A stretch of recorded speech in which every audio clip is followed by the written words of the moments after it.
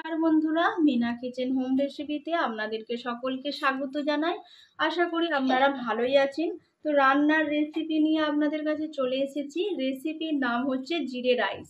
এখানে গ্যাসটা চালু করে দিয়েছি, হাঁড়িটাও বসিয়ে দিয়েছি। হাঁড়ির মধ্যে আমি জলটা আগে থেকেই দিয়ে রেখেছিলাম ফোটানোর জন্য। তার সঙ্গে আমি দিচ্ছি তেজপাতা, ডালচিনি, এলাচ, লবঙ্গ দিয়ে আমি ভালো করে এটা গরম করে নেব।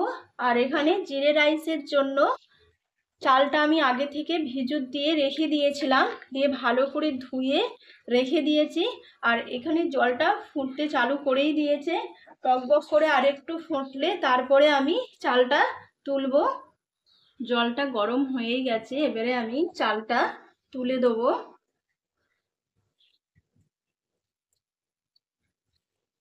চালটা আমি দিয়ে দিলাম।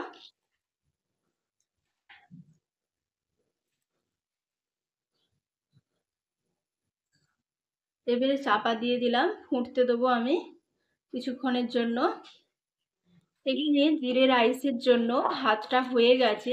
আমি এবারে গ্যাসটা অফ করে দিলাম, দিয়ে ফ্যানটা আমি ঝাড়িয়ে নেবো, তারপর আপনাদেরকে আমি দেখাবো। আমি এখানে জিরে রাইসের জন্য ভাতটা আমি করে রেখে দিলাম। এখন একটু কিছুক্ষণের জন্য এখন ঠান্ডা করতে দেবো। আমি যে আমি করে রেখেছিলাম সে ভাতটা ঠান্ডা হয়ে গেছে। আমি এবারে ভাতটাকে জিরে রাইস করব।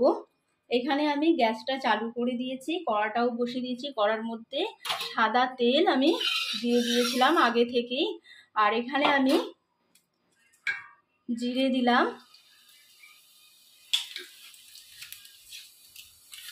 তেজপাতা দিলাম, দিয়ে ভালো করে জিরেটাকে আমি ভেজে নেব। এখানে জিরেটা ভাজা হয়ে গেছে, আমি এবারে দিয়ে দিলাম রাইসটা, দিয়ে ভালো করে আমি এবারে মিক্স করে নেব জিরের সঙ্গে। আমি এখানে চিনি অ্যাড করলাম। জিরে রাইসের সঙ্গে একটু চিনি না দিলে ভালোই লাগবে না খেতে। স্বাদ অনুযায়ী নুন দিলাম, দিয়ে ভালো করে আমি মিক্স করে নেব। এখানে জিরে রাইসটা হয়ে গেছে, আমি এবারে গ্যাসটা অফ করে দেবো।